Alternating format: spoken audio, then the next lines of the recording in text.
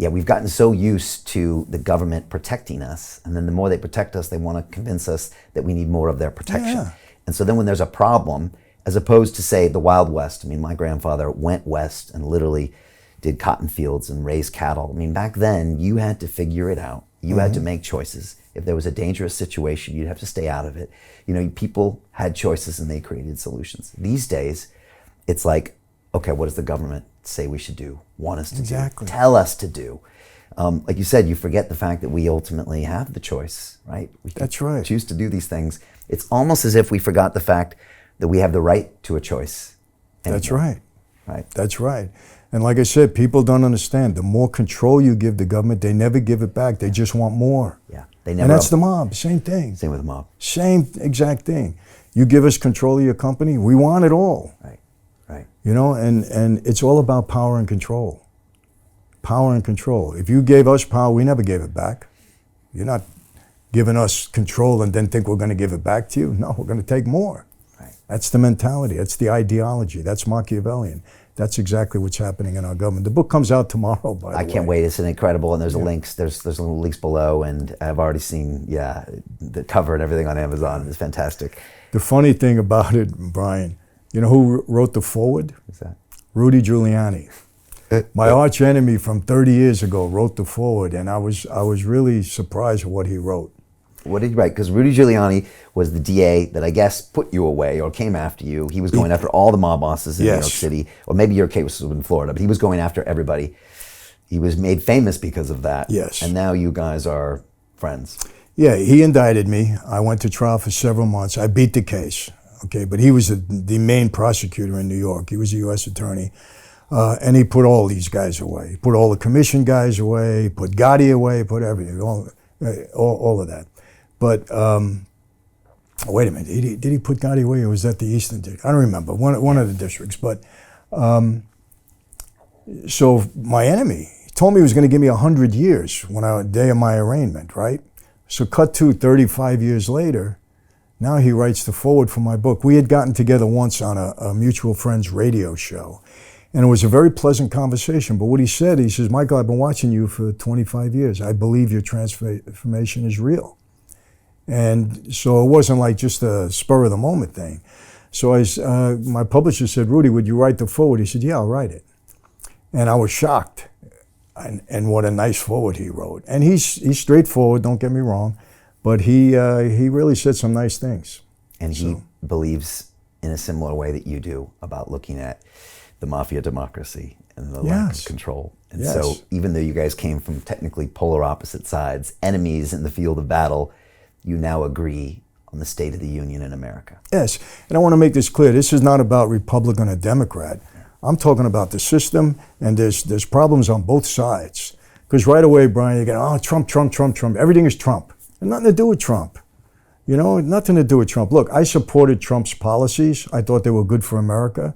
I understood it. I'm not saying that we're not friends. I don't want him dating my daughter. You know, we're not neighbors or anything like that. But I agreed with a lot of his policies for America. That's it for me. It's not a personality contest. You know, and there's certain Democrats that I believe in too. But on both sides, there's a problem with the system, and it's corruption, and it's permeating the whole country, and it's bad. You know, this whole thing, defund the police. Brian, what kind of ridiculous notion is this? Are these people living in outer space?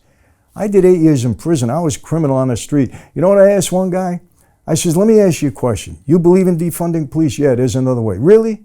I said, in other words, you're going to go tell criminals, we're not going to lock you up anymore. And you expect the criminal to say, thank you, I'm not going to steal anymore?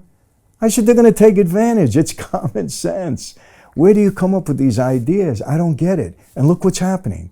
Crime is out of control in these progressive cities where they're taking the police away. It's out of control. People are getting killed. Stores are getting... Do you know in California now, you could steal under $1,000 and nothing happens to you. People are going in the store, could take the shelves, put it in the shelf, and walking right out. The security guard can't even touch them. Major stores are closing down because of the theft in the stores. It's madness to watch. But this comes down to what you're talking about in the book, is that we have to start making sure these processes in place, Yes. get back to some discipline, get back to accountability, and stop going on this other route that we seem to have gone through That makes no sense. with politics and social media in this new era. No, it's, and I bring it out strongly in the book. You know, I started writing this book about 5-6 years ago, maybe even longer than that. And then I wrote a couple of chapters and I said, what do I need to do this for? You know, I get people are upset with me. But now I feel a responsibility, Brian. You know, I'm going to be 71 years old. What do I got to worry about?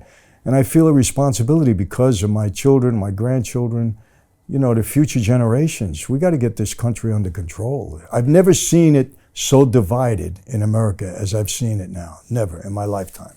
It's hard for me to watch from over here because I grew up in California. I spent time in New York City, and now I live here. And to watch it be so divided with this madness that I see.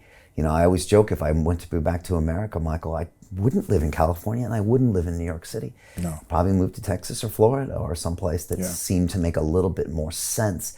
And again, 5 years ago, I would have never conceived of that. Right. But I'm watching it unfold, and it's hard to watch. And I also know that America leads the world. So Yes. what happens in America, it's coming here 5 years later. And unless we start talking about it and doing something about it and having hard conversations, then it'll get Absolutely. worse. And you know, the thing is, you can't have conversations anymore. People get so passionately angry. But it used to be you could talk about this. Now it's breaking up families, breaking up friends. If you're for a certain party, don't talk to me anymore. Why? That's not what this is about. We're supposed to be sharing ideas. Disagreement is good. You know, we don't want everybody. Disagreement is good because that's how you keep control of things. Maintain a balance, but it's not happening. That's what a sit down ultimately is, when you get people in the room, right? And you share views and opinions that have nuance. And you kind of come up with some type of an agreement, right? Some Yes. kind of a way to move forward, when before that sit down, it was, I'm right and he's wrong. Yes. And so by having that conversation, a bit like we're having now, you get people to maybe understand and have a little empathy with each other and realize it's better to work together than apart. Exactly. And then you're disciplined enough, whatever the decision is, okay, you go on with your life. And you stick with it. You win this one, you lost that, it's just how it is. And you still move on.